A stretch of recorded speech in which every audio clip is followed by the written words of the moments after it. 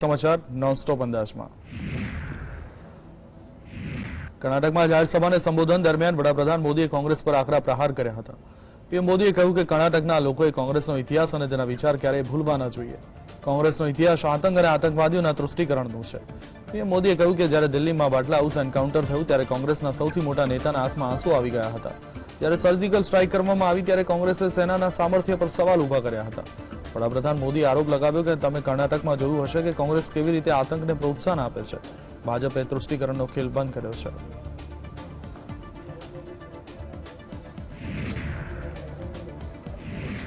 कर्नाटक में जाहिर सभा ने संबोधन दरमियान वडाप्रधान मोदीए कांग्रेस पर आकरा प्रहार कर्या था। पीएम मोदीए कह્યું કે आजकल कांग्रेस कर्नाटक में घणा प्रकारनी गेरंटीनु बंडल लईने बेसी गई है। वडाप्रधान मोदीए कह્યું કે जे पार्टी देशवासीओनो विश्वास गुमावी चूकी है, जेना अस्तित्व पर संकट है, गेरंटीना नामे मात्र जूठाणु ज फैलावी शके छे। पीएम मोदीए કહ્યું કે कांग्रेसनो ट्रेक रेकॉर्ड गेरंटी पूरी करवानुं नहीं परंतु गरीबोने लूंटवानो छे।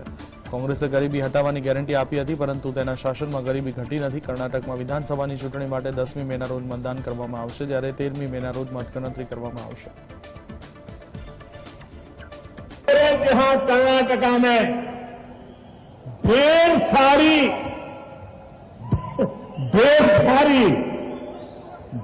सारी गारंटियों का बंडल लेकर के बैठ गई है। जो पार्टी देशवासियों का विश्वास खो चुकी हो, जिसके खुद के अस्तित्व पर संकट हो, वो गारंटी के नाम पर सिर्फ और सिर्फ झूठ ही बोल सकती है। कर्नाटकना विजयनगरमा चूंटणी प्रचार दरमियान वडाप्रधान मोदीए जणाव्युं हतुं के हूँ आज हनुमानजीनी पवित्र भूमि पर आव्यो छुं, त्यारे कांग्रेस पार्टीए तेना मेनिफेस्टोमां जय बजरंगबली बोलनार लोकोने ताळामां बंद करवानो संकल्प कर्यो छे। पीएम मोदीए કહ્યું કે આ દેશનું દુર્ભાગ્ય છે કે અગાઉ કોંગ્રેસ પાર્ટીને ભગવાન રામથી તકલીફ થઈ રહી હતી પરંતુ હવે જય બજરંગબલી બોલનારાથી પણ તકલીફ થઈ રહી છે। તેમણે કહ્યું કે ભાજપે કર્ણાટકને નંબર 1 રાજ્ય બનાવવાનો સંકલ્પ કર્યો છે। કોંગ્રેસે કર્ણાટકની ચૂંટણી માટે તેના મેનિફેસ્ટોમાં પીએફઆઈ અને બજરંગ દળ જેવા સંગઠનો પર પ્રતિબંધ મૂકવાની જાહેરાત કરી છે। કર્ણાટકમાં 10મી મેના રોજ મતદાન કરવામાં આવશે।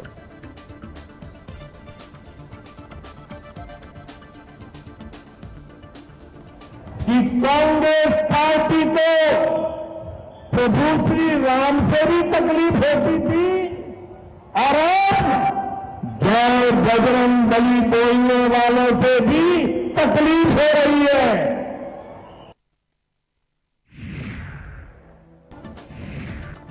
नेशनलिस्ट कांग्रेस पार्टीना अध्यक्ष शरद पवारे मंगळवारे पार्टीનું अध्यक्ष पद છોડવાની સત્તાવાર જાહેરાત કરી છે। શરદ પવારે જણાવ્યું હતું કે હું ઘણા વર્ષોથી પાર્ટીના અધ્યક્ષ પદની જવાબદારી સંભાળી રહ્યો હતો, હવે હું અધ્યક્ષ પદથી નિવૃત્ત થવા માંગુ છું। પવારે કહ્યું કે હું ઈચ્છું છું કે અન્ય કોઈ વ્યક્તિ આ જવાબદારી સંભાળે। છેલ્લા ઘણા દિવસોથી મહારાષ્ટ્રના રાજકારણમાં એનસીપી પાર્ટીમાં ભંગાણ હોવાની અટકળો પણ વહેતી થઈ હતી। મહારાષ્ટ્રના રાજકારણમાં એવી પણ અટકળો ચાલતી હતી કે અજીત પવાર એનસીપી સાથે છેડો ફાડીને અન્ય કોઈ રાજકીય નિર્ણય લેશે। જો કે અજીત પવારે આ મુદ્દે સ્પષ્ટતા આપતા કહ્યું કે હું અંતિમ ક્ષણ સુધી પાર્ટીમાં રહીશ।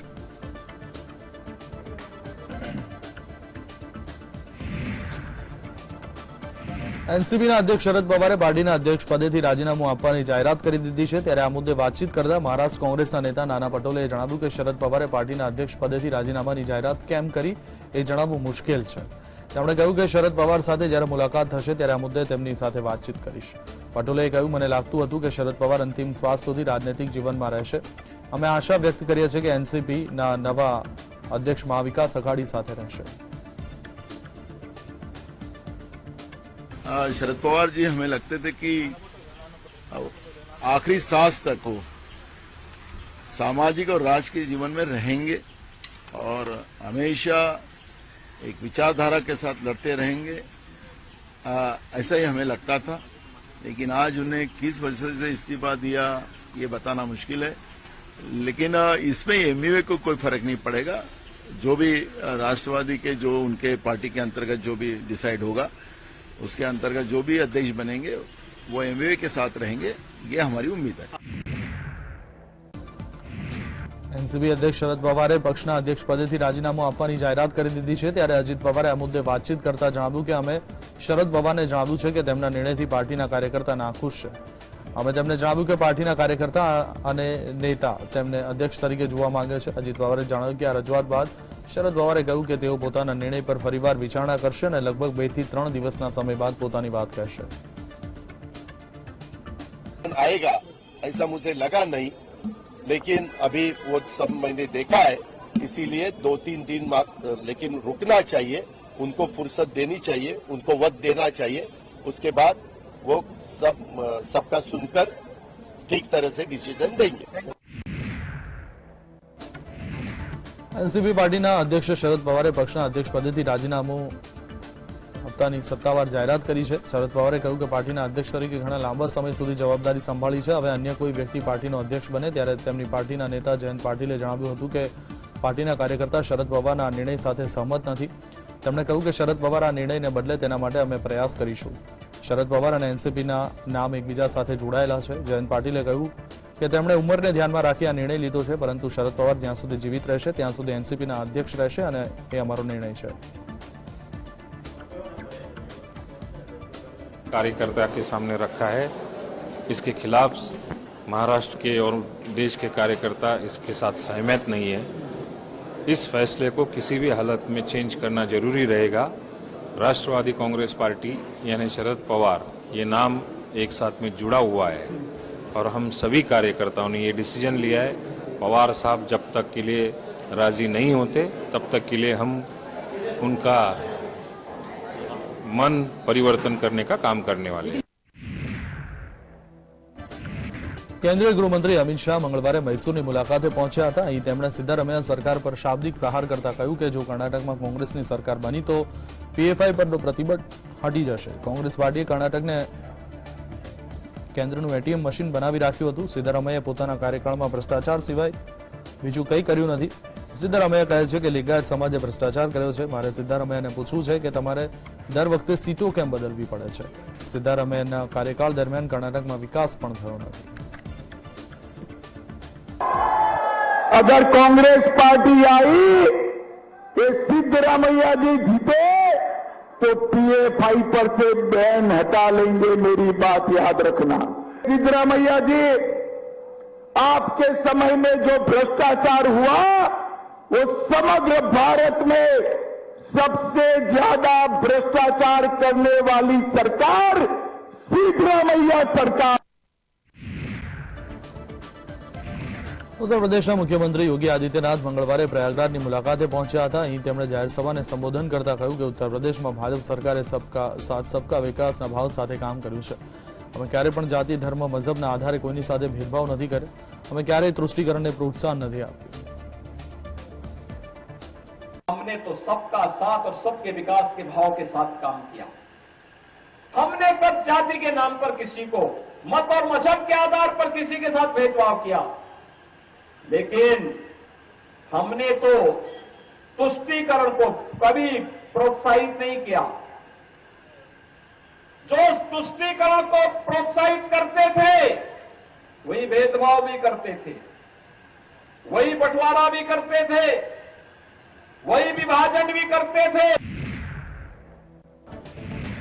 કર્ણાટકમાં આગામી 10 મેના રોજ ચૂંટણી યોજાવાની છે, ત્યારે કોંગ્રેસ તેમજ ભારતીય જનતા પાર્ટીના નેતાઓ જોરશોરથી પ્રચાર કરી રહ્યા છે। વડાપ્રધાન મોદીએ મંગળવારે કલબુર્ગીમાં રોડ શો કર્યો હતો, જેમાં મોટી સંખ્યામાં ભારતીય જનતા પાર્ટીના કાર્યકર્તાઓ ઉપસ્થિત રહ્યા હતા, તેમજ કર્ણાટકમાં ભાજપની સરકાર બનાવવાનો દાવો કર્યો હતો।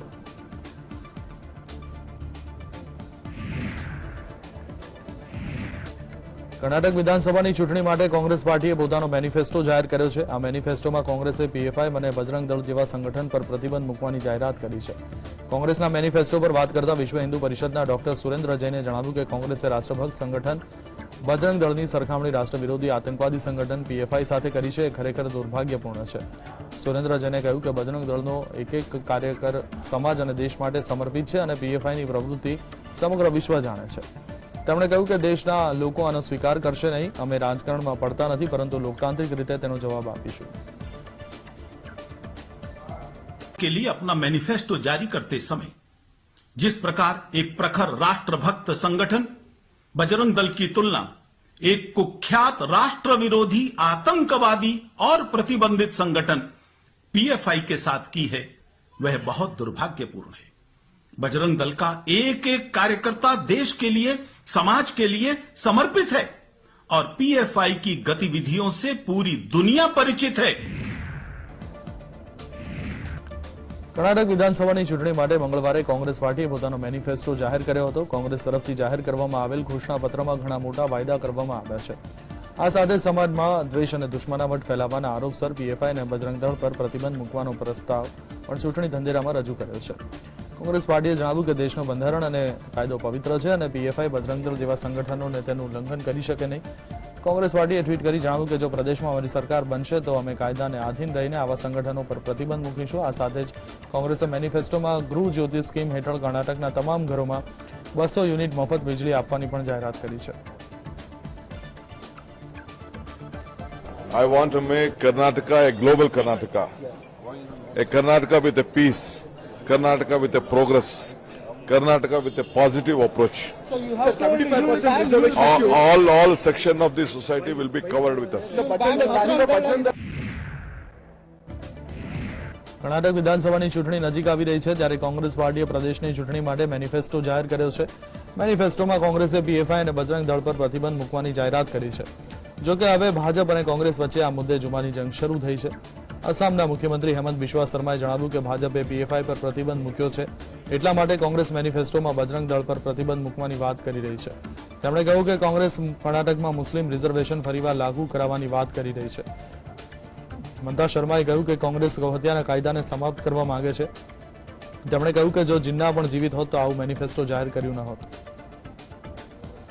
कांग्रेस बोल रहा है कि गो हत्या का विरोधी कानून को, गो हत्या विरोधी कानून को मैं दोबारा गो हत्या को रेगुलराइज कर दूंगा। कांग्रेस बोल रहा है कि एंटी कन्वर्शन बिल जो हुआ है उसको खत्म करूंगा। आज जो कांग्रेस का मैनिफेस्टो है ये कंप्लीट मुस्लिम फंडामेंटलिस्ट मैनिफेस्टो है। जिन्ना भी जिंदा होता था तो ऐसा मैनिफेस्टो कभी नहीं देता था, मेरा विश्वास है। लेकिन आज आप जिन्ना से भी नीचे चला गया। કર્ણાટકમાં ભાજપના મેનિફેસ્ટો વિશે વાત કરતા આસામના મુખ્યમંત્રી હેમંત બિસ્વા શર્માએ જણાવ્યું કે યુનિફોર્મ સિવિલ કોડ લાગુ કરવાથી દેશમાં લોકોને સમાન અધિકાર મળશે। તેમણે કહ્યું કે કર્ણાટક ભાજપ દ્વારા કરાયેલી જાહેરાતની હું પ્રશંસા કરું છું। હેમંત શર્માએ કહ્યું કે દેશમાં રાષ્ટ્રવ્યાપી એનઆરસી લાગુ કરવાની જરૂર છે। તેમણે કહ્યું કે દેશની સ્વતંત્રતાને લગભગ 75 વર્ષ થઈ ગયા છે અને અમૃત મહોત્સવની ઉજવણી કરવામાં આવી રહી છે, ત્યારે ભારત પાસે પોતાનું નેશનલ રજિસ્ટર ઓફ સિટીઝનશીપ નથી। તેમણે કહ્યું કે આધાર કાર્ડથી નાગરિકતાનો પુરાવો નથી। કર્ણાટકમાં 10મી મેના રોજ વિધાનસભાની ચૂંટણી માટે મતદાન કરવામાં આવશે, જ્યારે 13મી મેના રોજ મતગણતરી કરવામાં આવશે। Announcement or commitment to implement uniform civil code in this country will go a long way to ensure gender justice and also to ensure equal rights to the Muslim women. This was long overdue. Karnataka BJP has made a very, very bold commitments. Modi સરનેમને લઈને બદનક્ષી કેસમાં રાહુલ ગાંધીને હાલ કોઈ રાહત મળી નથી। હાઈકોર્ટે order સુરક્ષિત રાખતા વેકેશન બાદ ઓર્ડર આવી શકે છે। મંગળવારે કોર્ટમાં પૂર્ણેશ મોદીના વકીલે દલીલો કરી હતી, તો બીજી તરફ રાહુલ ગાંધીના વકીલ અભિષેક મનુ સિંઘવીએ પણ જુદા જુદા કેસના ચુકાદાઓ ટાંકીને દલીલો કરી હતી। તેમણે એવી દલીલ કરી હતી કે વડાપ્રધાનની અટક મોદી છે, વડાપ્રધાનનું પદ ઊંચું છે, પણ તે આ ફરિયાદ કે કેસનો કન્સેપ્ટ નથી।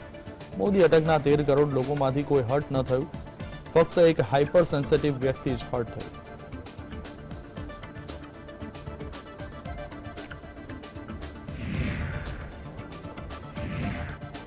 દિલ્હી લીકર પોલિસી કેસમાં રોજ નવા ખુલાસાઓ થઈ રહ્યા છે। લીકર પોલિસી કેસમાં હવે રાજ્યસભા સાંસદ સંજય સિંહનું નામ સામે આવ્યું છે। ઈડીએ ચાર્જશીટમાં કહ્યું કે અરુણ પિલ્લઈનો સહયોગી અભિષેક બોનાપલ્લી, વિજય નાયર, સબીર મહેન્દ્ર, અરુણ અને તેના સહયોગી જૂથ દિલ્હીની દારૂની નીતિમાં રોકાણ કરવા આતુર હતા, કારણ કે આ જૂથ પાસે રૂપિયા અને રાજકીય ઓળખ તેમજ અરવિંદ કેજરીવાલ સાથે મિત્રતા હતી। આ જૂથ શરૂઆતમાં રાજ્યસભાના સાંસદ સંજયસિંહને મળ્યા હતા, ત્યારબાદ તેઓ એક પાર્ટીમાં દિલ્હીના ઉપમુખ્યમંત્રી મનીષ સિસોદિયાના સંપર્કમાં આવ્યા હતા। ત્યારબાદ આ સમગ્ર કૌભાંડ કરવામાં આવ્યું હોવાનું સામે આવ્યું છે।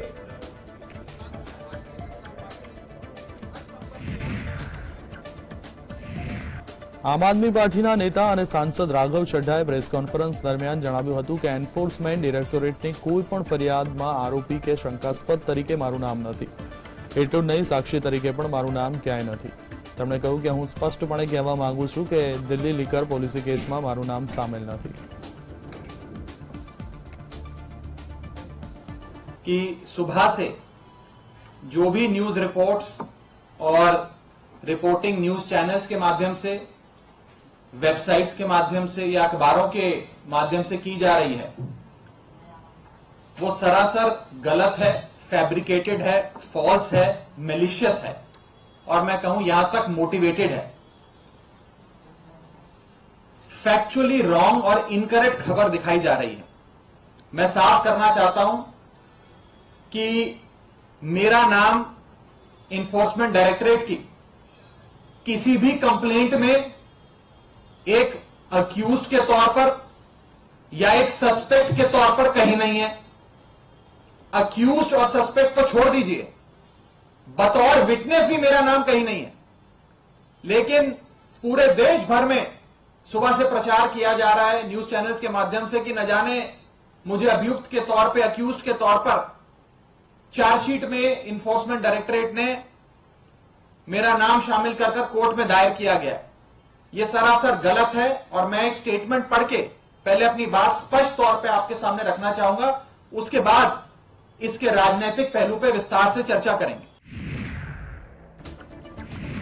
મૃત્યુદંડની સજા ફાંસી નહીં પરંતુ અન્ય કોઈ રીતે આપવામાં આવે તેવી માંગ સાથે સુપ્રીમ કોર્ટમાં દાખલ કરવામાં આવેલી અરજી પર સુનાવણી દરમિયાન કેન્દ્ર સરકારે સર્વોચ્ચ અદાલતને જણાવ્યું કે તેઓ આ મુદ્દે નિષ્ણાતોની કમિટીનું ગઠન કરવા મુદ્દે વિચારણા કરી રહ્યા છે.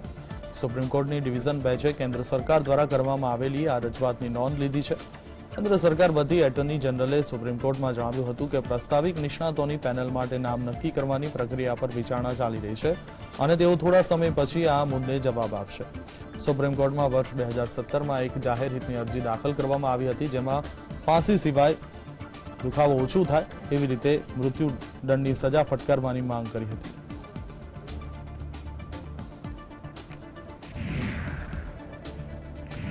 એનઆઈએ ટેરર ફંડિંગ મામલે મંગળવારે કાશ્મીર ઘાટીમાં વિવિધ સ્થળોએ દરોડા પાડ્યા હતા અને પૂછપરછ માટે એક વ્યક્તિને કસ્ટડીમાં લીધો હતો. અધિકારીઓએ જણાવ્યું હતું કે શ્રીનગર, અવંતીપોરા, પુલવામા, કુલગામ અને અનંતનાગમાં લગભગ 12 સ્થળોએ દરોડા પાડવામાં આવ્યા હતા. એનઆઈએ શ્રીનગરના સાજેદ વિસ્તારમાંથી પૂછપરછ માટે એક વ્યક્તિને કસ્ટડીમાં લીધો છે. કસ્ટડીમાં લેવામાં આવેલ વ્યક્તિની ઓળખ ઇશાક અહમદ ભટ્ટ તરીકે થઈ છે. શંકાસ્પદના પિતા મોહમ્મદ રમઝાન ભટ્ટે જણાવ્યું કે એનઆઈએની ટીમ ઇશાકને પૂછપરછ માટે સાથે લઈ ગઈ હતી. અમારો કોઈપણ આતંકવાદી જૂથ કે પથ્થરમારાની ઘટનાઓ સાથે કોઈ સંબંધ નથી. ઇશાકના ભાઈ બિલાલ ભટ્ટે જણાવ્યું કે ઇશાક ભણેલો નથી અને બારી લગાવવાનું કામ કરે છે.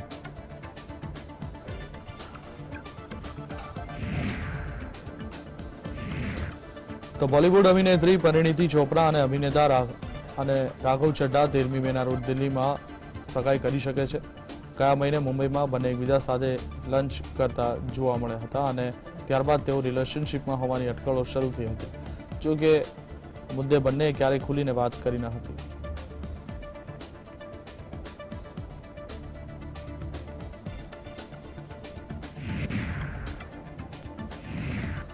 ડબ્લ્યુએફઆઈના પ્રમુખ બ્રિજભૂષણની ધરપકડ ક્યારે થશે તે મોટો સવાલ થઈ રહ્યો છે કારણ કે તેની સામે 2 એફઆઈઆર નોંધાઈ ચૂકી છે. તેમ છતાં દિલ્હી પોલીસ તેની ધરપકડ કરી શકી નથી. આ બધા વચ્ચે રેસલર બજરંગ પુનિયાનું મોટું નિવેદન સામે આવ્યું છે. તેમણે જણાવ્યું કે ડબ્લ્યુએફઆઈએ ઓલિમ્પિક માટે એક નિયમ બનાવ્યો છે કે જે ખેલાડીઓ ઓલિમ્પિક માટે ક્વોલિફાય થયા છે તેમાંથી માત્ર તે જ ખેલાડીઓને ટ્રાયલ કરવામાં આવશે જેમને ડબ્લ્યુએફઆઈ ટ્રાયલ કરવા માંગે છે. દરેકને ટ્રાયલ કરવામાં આવતા નથી. ओलंपिक के रूल बनाए थे हमने, इसलिए खिलाड़ी प्रदर्शन कर रहे हैं. पहले तो ये रूल के खिलाफ है ही नहीं, ये तो सेक्सुअल हरासमेंट के खिलाफ है. और रूल की अगर मैं बताऊं आपको तो उन्होंने रूल बनाया है ओलंपिक के लिए कि जो खिलाड़ी ओलंपिक के लिए क्वालिफाई करके आएगा तो फेडरेशन का अगर मन करेगा ना तो उसकी ट्रायल होगी, बाकी सबकी ट्रायल नहीं होगी. तो ये तो उनके मन मर्जी के रूल हो गए ना. ये एक 5 खिलाड़ी क्वालिफाई करके आते तो 500 की ट्रायल होगी.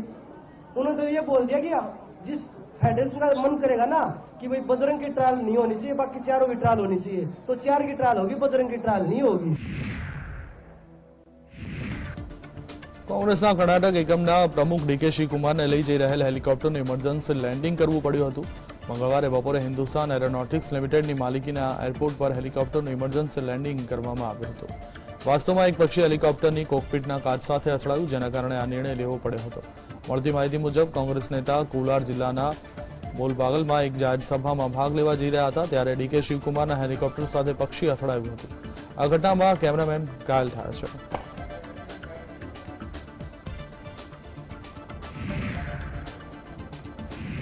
ભારતીય હવામાન વિભાગે કેનેડામાં તેના પર હત્યાનો આરોપ છે. રોયલ કેનેડિયન માઉન્ટેડ પોલીસના કહેવા પર ગોલ્ડી બરારને આ યાદીમાં સામેલ કરવામાં આવ્યા છે. કેનેડા પોલીસે ગોલ્ડી બરાર પર ઇન્ટરપોલના આદેશ પર આ કાર્યવાહી કરી છે. ગોલ્ડી બરારને કેનેડા સરકાર દ્વારા બિયોન્ડ ધ લુકઆઉટ યાદીમાં મૂકવામાં આવ્યો છે. તાજેતરમાં national investigation agency NIA Goldy Brar અને તેના સહયોગીઓ લોરેન્સ બિશ્નોઈ, અનમોલ બિશ્નોઈ વિરુદ્ધ ચાર્જશીટ દાખલ કરી હતી, જેમાં તેના આતંકવાદી સંગઠનો સાથે સંબંધ હોવાનો દાવો કરવામાં આવ્યો છે.